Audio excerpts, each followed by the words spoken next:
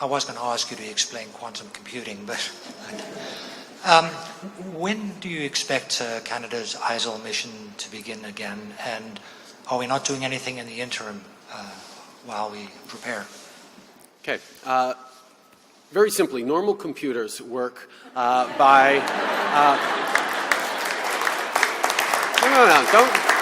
Don't interrupt me. Normal computers work either there's power going through a wire or not. It's 1 or a 0. They're binary systems.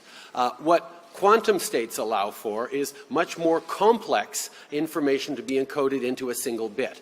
Regular computer bit is either a 1 or a 0, on or off. A quantum state can be much more complex than that because, as we know, things can be both particle and wave at the same times, and the uncertainty around quantum states allows us to encode more information into a much smaller computer. So that's what's exciting about quantum computing, and that's what we're going.